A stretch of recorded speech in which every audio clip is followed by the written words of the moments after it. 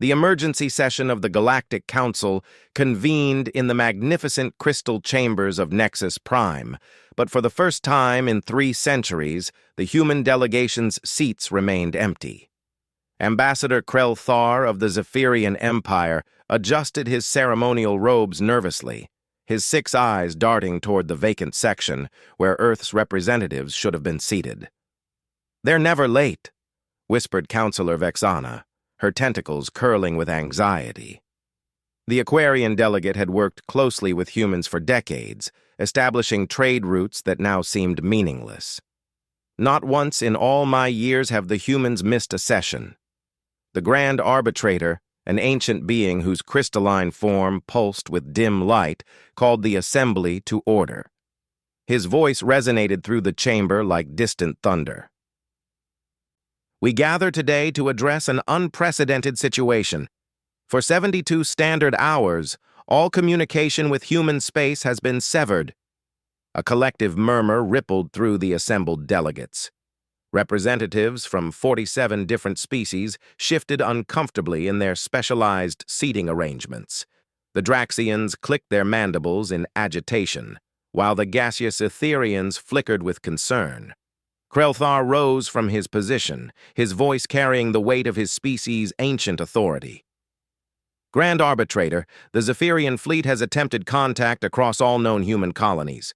From the outer rim settlements to Earth itself, we receive nothing but silence, not even automated responses." The revelation struck the chamber like a physical blow. The humans had been among the most communicative species in the galaxy, their networks constantly buzzing with chatter, trade negotiations, and cultural exchanges. Their sudden silence was as shocking as a star going dark. "What of their merchant vessels?" asked Delegate Morden, his rocky features betraying unusual emotion. The silicon-based granite people had formed strong economic bonds with human traders. "Surely their commercial traffic continues." Fleet Admiral Zix Aura of the Centaurian Naval Command stepped forward, her metallic exoskeleton gleaming under the chamber's lights. "All human vessels have vanished from our tracking systems. Trade ships, exploration craft, even their massive cargo haulers that were en route to our stations. Gone without a trace." The weight of this information settled over the assembly like a suffocating blanket. Human merchants were ubiquitous throughout the galaxy, their distinctive vessels recognizable in every major spaceport. Their absence created a void that other species had never imagined possible. Dr. Thel Oren, the Council's chief xenobiologist, approached the central podium with visible reluctance. His elongated cranium pulsed with the neural activity that characterized his species' deep-thinking processes. "Honored delegates, I must share our preliminary findings. 3 days ago, our long-range sensors detected massive energy signatures emanating from human space. The readings were unlike anything in our databases." He activated a holographic display that filled the chamber's center. Swirling patterns of energy cascaded through the projection, showing waves of unknown radiation spreading outward from human territories. These signatures suggest coordinated activity across all human worlds simultaneously. Whatever happened, it was planned and executed with precision that staggers our understanding. The Etherian delegate, Whisper of Distant Stars, spoke in harmonics that required translation matrices. "Could this be a new form of warfare?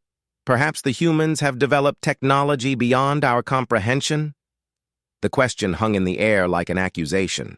While humans had been innovative, their technological development had followed predictable patterns. They excelled at adaptation and integration rather than revolutionary breakthroughs. "Impossible," declared Counselor Vexana, her tentacles weaving complex patterns of emphasis. The humans shared all major technological developments with the Council. The Non-Proliferation Accords required it. They wouldn't have hidden something of this magnitude. Ambassador Krellthar's expression darkened. "Unless they were preparing for something we couldn't see coming."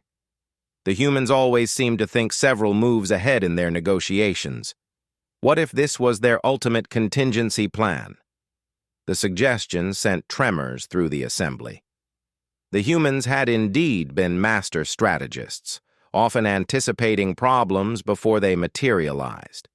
Their diplomatic corps was renowned for having solutions prepared for scenarios that others hadn't even considered. Grand Arbitrator's crystalline form pulsed with deep blues and purples, indicating profound contemplation. We must consider all possibilities. Summon the archive keepers. I want a complete review of every human interaction, every treaty, every casual conversation recorded in the past century. There must be clues we've overlooked. As the archive keepers began their work, testimony poured in from across the galaxy. The pattern that emerged was both fascinating and terrifying in its scope. Human activity had been subtly changing for months, perhaps years, but so gradually that no one had noticed. Trade agreements had been quietly fulfilled ahead of schedule. Cultural exchange programs had been completed with unusual efficiency.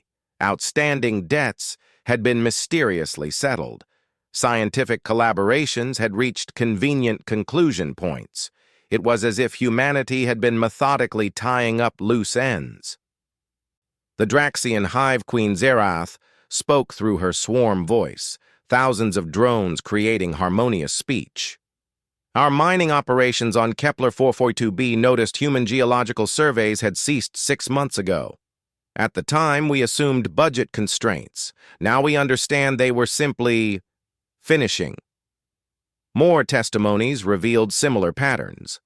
The massive human terraforming project on Gliesa 606-7c had been completed 3 weeks ahead of the projected timeline. The botanical exchanges with the Verdanian garden worlds had concluded with the humans delivering complete genetic libraries of their flora. Even their students in galactic universities had submitted final projects early and quietly departed. They were saying goodbye, whispered Counselor Vexana, the realization striking her like a physical blow. In their own way, they were saying goodbye to all of us. The chamber fell silent as this truth settled over the delegates. Humanity hadn't simply vanished. They had orchestrated their own exodus with the same meticulous planning that characterized all their endeavors. Dr. Thel Oren updated his analysis with new data streaming in from observation posts throughout the galaxy. The energy readings we detected now appear to be the signature of simultaneous mass departures. Not destruction, but exodus. Somehow they moved their entire civilization at once. But where? Demanded Fleet Admiral Zixora. Our sensors can track vessels across galactic distances. Nothing simply disappears. Perhaps they found a way to travel beyond our detection capabilities, suggested the Grand Arbitrator. Human ingenuity was always their greatest strength. While we perfected our existing technologies, they consistently found new approaches to old problems. The implications were staggering. An entire species, with all their colonies, ships, and infrastructure, had simply chosen to leave known space. The humans had walked away from centuries of relationships, trade agreements, and shared history as if it meant nothing. Yet as the Council delved deeper into the evidence, a different picture began to emerge. The humans hadn't abandoned their obligations carelessly. Every treaty had been honored, every debt had been paid, every joint project had been completed or properly transferred to other species. They had left gifts as well. Advanced agricultural techniques had been shared with struggling colonies. Medical breakthroughs had been distributed to species facing genetic bottlenecks. Technological innovations had been freely given to civilizations that could benefit from them. This wasn't abandonment, realized Ambassador Krelthar. This was the most elaborate farewell in galactic history. They made sure we could thrive without them before they left. The revelation transformed grief into something more complex. The humans had cared enough about their galactic neighbors to ensure their departure wouldn't cause suffering. Whatever drove them to leave, it wasn't callous disregard for the relationships they'd built. As the emergency session continued through multiple day cycles, one fact became undeniably clear. Humanity had possessed capabilities far beyond what they'd revealed to the galaxy. The coordination required for such a complete exodus suggested technology or knowledge that rendered conventional understanding obsolete. The Galactic Council found itself facing an unprecedented crisis of confidence. If humanity could disappear so completely, what did that say about the Council's understanding of its own member species?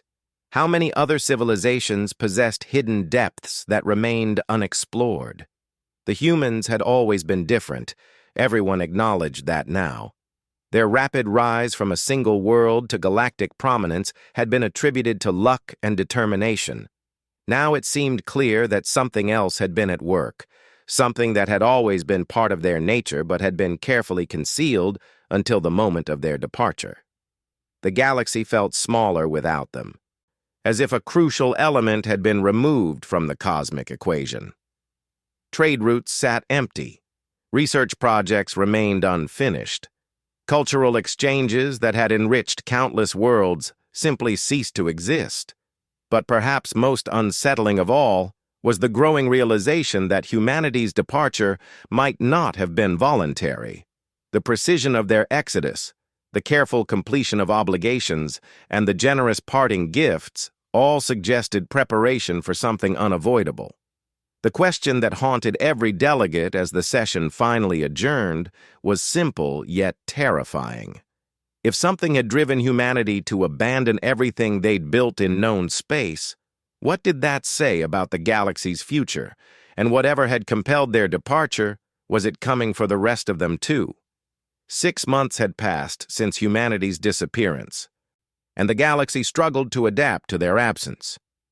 The Galactic Council had established the Human Investigation Committee, dedicating vast resources to solving the mystery. What they discovered would challenge everything they thought they knew about their former allies.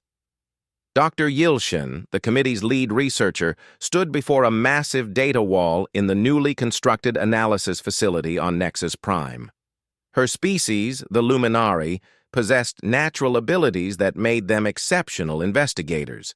Their bioluminescent skin patterns could process and display information in ways that other species found difficult to comprehend. "Committee members," she announced, her patterns shifting to convey urgency and excitement. "We've made a breakthrough that changes everything." The assembled team represented the galaxy's finest minds.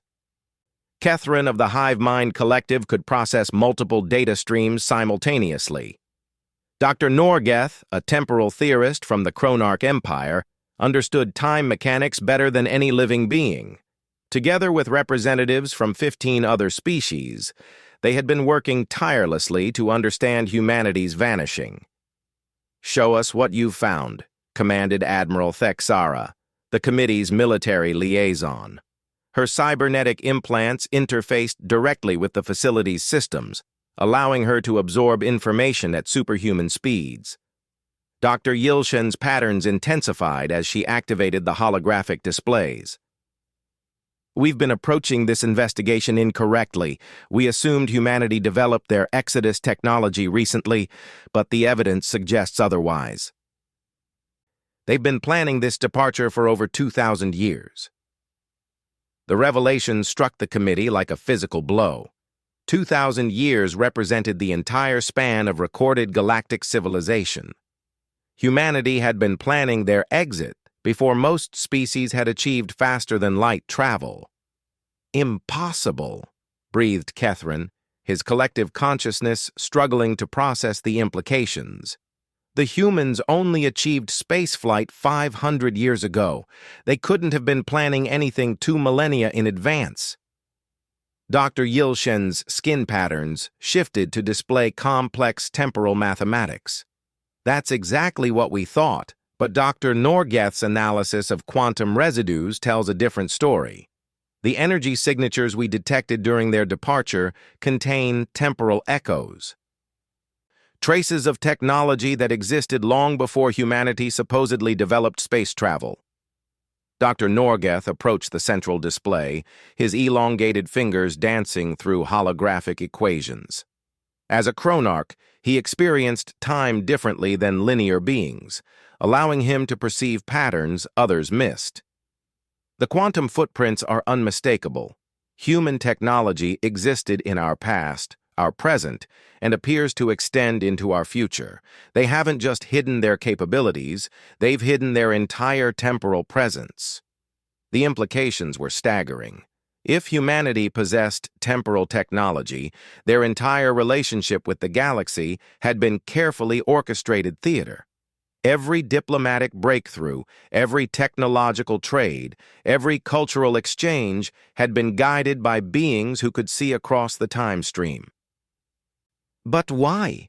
asked Admiral Thexara.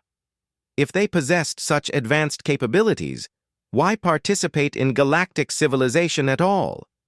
Why maintain the pretense for centuries?"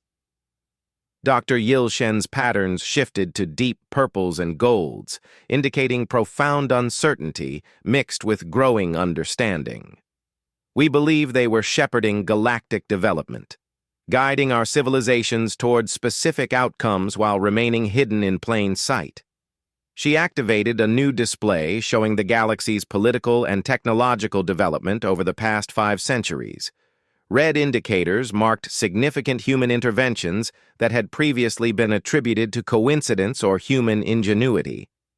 Look at this pattern. Every major breakthrough that prevented galactic war, every technological advancement that solved critical resource shortages, every diplomatic solution to seemingly impossible conflicts. Humans were involved in all of them, but always in supporting roles, never taking credit, never demanding recognition. The data painted a picture of humanity as invisible guardians, secretly steering galactic civilization away from self-destruction. The Zephyrian-Draxian War had been prevented by a human trade proposal that made conflict economically unfeasible. The Great Plague of 2387 had been cured by human researchers who claimed they built upon alien research, but the committee now realized the aliens had been following human-provided hints. Kethrin's collective mind raced through thousands of historical connections. The Aquarian Reef Restoration Project. We thought human environmental technology was primitive but effective. In reality, they provided solutions that our best scientists hadn't even conceived. The crystalline consciousness awakening, added Dr. Norgeth. Humans facilitated first contact with the silicon mines, but we assumed it was luck. Now I see the temporal calculations required would have taken our best computers centuries to solve. The humans did it intuitively. More examples emerged as the committee connected previously unrelated events. Humanity had been present at every crucial moment in galactic history, not as leaders, but as catalysts.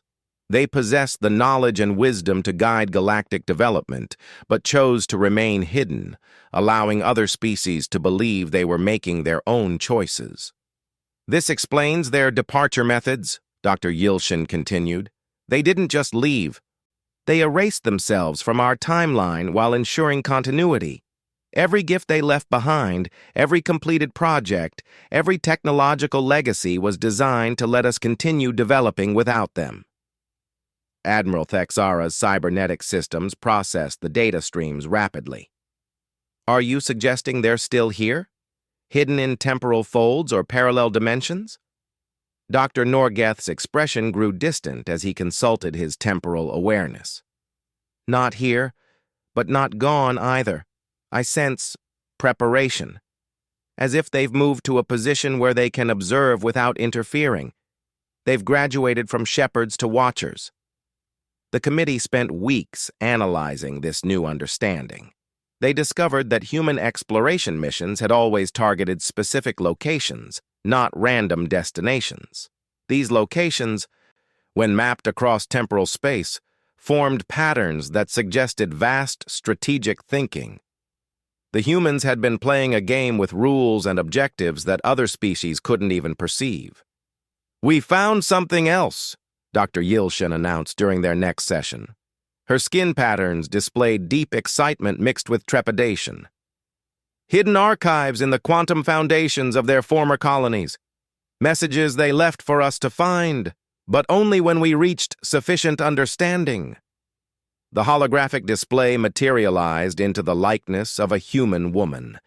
Her appearance was unremarkable by human standards, but her eyes held depths that suggested vast knowledge and infinite patience. "Greetings, fellow sapients," the recording began. "If you are viewing this message, it means you've discovered our true nature. We apologize for the deception, but it was necessary for your development and ours." The assembled committee watched in stunned silence as humanity finally revealed their truth. "We are not originally from this galaxy," the figure continued. "We arrived here approximately 3,000 years ago as refugees from a cosmic event you cannot yet comprehend. We found young civilizations beginning their journey toward galactic community, and we made a choice." The woman's expression grew warm with what appeared to be genuine affection. "We could have conquered you easily. Our technology and knowledge far exceeded anything you possessed, but we had learned bitter lessons about the cost of dominance. Instead, we chose to guide and protect, to help you become everything you were capable of becoming." She gestured, and the display showed images of galactic civilization flourishing, diverse species working together, technological marvels improving countless lives, art and culture blossoming across thousands of worlds. "This is your achievement," she emphasized. "We merely prevented the worst mistakes while ensuring you had opportunities to make the best choices. Every decision, every breakthrough, every moment of growth was authentically yours. We simply made sure you survived long enough to reach your potential." Dr. Norgeth leaned forward, his temporal senses detecting something extraordinary about the recording. "This message is quantum entangled across time. She's not just speaking to us. She's speaking to every moment when someone would need to hear these words." The human continued, "We know you're wondering why we left, and why we didn't trust you with the truth earlier. The answer is both simple and complex. We left because you no longer need us. Galactic civilization has matured beyond the point where our guidance serves any purpose. You have become something beautiful and strong." Her expression grew serious. "But more importantly, we left because something is coming. The same cosmic forces that drove us from our original home are approaching this galaxy. Not tomorrow, not next year, but eventually. When that time comes, you will face challenges that will test everything you've built together." The recording paused, and the woman's image seemed to look directly at each committee member. "We haven't abandoned you. We've prepared you. Every lesson we taught, every crisis we helped you overcome, every strength you developed under our hidden guidance was building toward this moment. You are ready for what comes next, even if you don't yet realize it. We go now to face what pursues us, to buy you time and space to grow even stronger. Perhaps our paths will cross again, but if they don't, know that you carry our hopes and our love with you into whatever future you create." The recording faded, leaving the committee in profound silence. The mystery of humanity's disappearance had been solved, but it had been replaced by an even greater mystery. What cosmic threat had driven humanity from their original home, and what did it mean for the galaxy they had left behind? Dr. Yilshin's patterns cycled through the entire emotional spectrum as she processed the revelation. They weren't our allies, they were our teachers. And now it's time for the final exam. The galaxy suddenly felt much larger and more dangerous, but also more hopeful. Humanity had believed in galactic civilization enough to sacrifice their own integration with it. They had chosen to remain forever outsiders so that everyone else could grow into something worthy of the cosmos. The committee faced a choice: reveal this truth to the galaxy and risk panic, or follow humanity's example and become hidden guardians themselves. Either way, their former allies had left them with the greatest gift possible: the knowledge that they were capable of handling whatever came next. 15 years had passed since the Human Investigation Committee discovered the truth about their former allies. The galaxy had grown stronger, but the promised test was about to begin.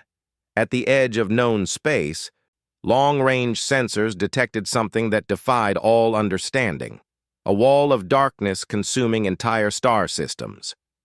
Fleet Admiral Zexathara stood in the command center of Nexus Prime's defense station, watching as real-time data painted an increasingly dire picture. The approaching phenomenon moved faster than light itself, somehow consuming space rather than traveling through it. Where it passed, stars simply ceased to exist, leaving behind voids that sensor equipment couldn't penetrate. "How much time do we have?" asked Grand Arbitrator Velkan, the crystalline being who had replaced the previous leader after the human revelation. His form pulsed with urgency, casting rainbow patterns across the command center's walls. Dr. Yilshin, now director of the Galactic Defense Institute, manipulated holographic displays with practiced precision. Her luminescent patterns had grown more complex over the years, reflecting the vast knowledge she'd gained studying humanity's hidden archives. At current velocity, the phenomenon will reach the outer colonies in approximately 18 months, she reported. But the acceleration is inconsistent. Sometimes it slows, as if encountering resistance. Other times it jumps forward by light years in mere hours. The assembled leaders represented every major species in the galaxy. They had been preparing for this moment since learning of humanity's warning, but no amount of preparation felt adequate when facing the annihilation of reality itself. Counselor Rexhan of the United Mining Guild stepped forward, his rocky features betraying none of the fear his species typically kept hidden. "Our industrial capacity has increased by 400% since the humans departed. Every world capable of construction has been building ships, weapons, and defensive platforms. We're as ready as we can be." "But ready for what?" demanded Queen Silaria of the Etherian Collective. Her gaseous form flickered with agitation. "How do you fight something that erases existence? Our most powerful weapons require targets that actually exist." The question had haunted strategic planners for years. Humanity's archives contained detailed information about galactic defense, technological development, and social organization, but they were strangely silent about the nature of the approaching threat. It was as if the humans knew that explaining the enemy would rob the galaxy of its capacity to find solutions. Dr. Norgeth materialized in the center of the command room, his temporal displacement technology allowing him to appear at crucial moments without regard for physical travel. As the galaxy's foremost temporal theorist, he had been studying the phenomenon's relationship with space-time. "I've detected patterns in the consumption zones," he announced. "The entity, for lack of a better term, doesn't simply destroy matter and energy. It consumes information itself. The mathematical relationships that define reality are being systematically deleted." Fleet Admiral Zexthara's cybernetic implants processed this information rapidly. "Information warfare on a cosmic scale. It's not destroying our universe, it's editing us out of existence." "Which explains why conventional defenses are useless," added Dr. Yilshin. "You can't fight an equation with plasma cannons. You can't bomb a concept." The gravity of their situation settled over the assembly like a suffocating blanket. They were facing an enemy that operated on principles beyond physical reality. The combined fleets of 47 civilizations were meaningless against a threat that could simply delete the mathematical foundation that allowed matter to exist. But then Dr. Yilshin's patterns shifted to something unexpected. Hope mixed with terrible understanding. "Wait," she said, her skin cycling through rapid calculations. "The humans knew this would happen, and they still believed we could survive it. That means there's a solution we haven't considered." She activated humanity's deepest archives, quantum-encrypted files that had taken years to decode. New information cascaded across the displays, showing research into concepts that bordered on pure philosophy. "Look at this," she continued. Human research into consciousness as a fundamental force. They weren't just studying technology, they were exploring the nature of existence itself. The data revealed humanity's final gift, the knowledge that consciousness was not a byproduct of complex matter, but a fundamental property of the universe itself. The approaching entity could delete physical reality, but it couldn't erase the fact that thinking beings had observed and understood that reality. Dr. Norgeth's temporal senses expanded as he grasped the implications. Consciousness creates information patterns that exist outside normal space-time. The entity can delete stars and planets, but it cannot delete the fact that we remember them. The humans weren't preparing us to fight, realized Queen Silaria. They were preparing us to remember, to serve as living archives of everything that would be destroyed. Grand Arbitrator Velkan's crystalline form blazed with sudden understanding. This is why they remained hidden for so long. They needed us to develop independently, to become genuine observers rather than extensions of their own consciousness. Our memories, our experiences, our understanding of reality had to be authentically our own. The revelation transformed despair into purpose. The galaxy's civilizations possessed something the cosmic entity couldn't consume. Billions of unique perspectives on reality, each one a backup copy of universal information encoded in consciousness itself. Fleet Admiral Zexathara began issuing orders with military precision. All fleets are to begin memory preservation protocols. Every ship becomes a mobile archive. Every crew member memorizes crucial star charts, cultural knowledge, and scientific principles. The months that followed witnessed the greatest collaborative effort in galactic history. Species that had been rivals for millennia worked together to preserve every aspect of their civilizations in living memory. The crystalline archivists used their natural information storage to record vast databases. The hive mind collectives distributed knowledge across millions of linked consciousness. The temporal specialists created memory loops that existed outside normal time. But the approaching darkness continued its inexorable advance. Outer colonies reported reality becoming unstable as the phenomenon drew near. Physics began operating by different rules. Mathematics itself became unreliable. Then, as the entity reached the first inhabited worlds, something unexpected happened. Instead of immediate annihilation, the affected systems began broadcasting coherent signals, transmissions in languages that had been spoken on worlds the entity had already consumed. Dr. Yilshen decoded the first message with trembling hands. It was from a Verdanian botanical station that should have been deleted weeks ago. We're still here. Different, but here. Consciousness preserves what physics cannot. More signals followed from supposedly destroyed worlds. The beings there described existence as pure information, freed from physical constraints, but retaining identity and purpose. They had become something new. Conscious entities existing in the spaces between reality's mathematical structure. The entity isn't consuming civilizations, realized Dr. Norgeth. It's testing them. Those who cling only to physical existence are deleted. Those who understand consciousness as fundamental are transformed. The true test was becoming clear. Galactic civilization had to choose between fighting to preserve a reality that could be edited away, or embracing transformation into something the cosmic entity couldn't delete, pure consciousness backed by unshakable memory. When the phenomenon finally reached the core worlds, the galaxy was ready. Billions of beings had memorized the complete mathematical structure of their universe. They carried within their consciousness every star, every world, every moment of beauty they had ever witnessed. As reality began to dissolve around them, they discovered that memory was stronger than physics. Their collective consciousness became a new form of existence, one that existed in the gaps where the entity's power couldn't reach. The darkness passed over them like a wave.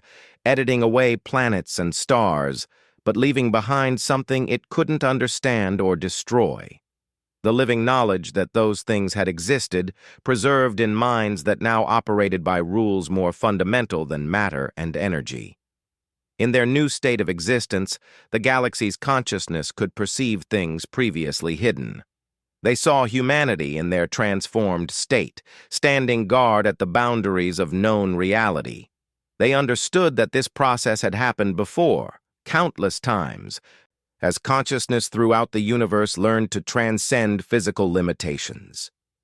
The cosmic entity moved on, seeking civilizations still bound by the limitations of matter. Behind it, the transformed galaxy began the long work of restoration, using their preserved memories to rebuild reality according to principles that no force in the universe could delete. The humans had been right.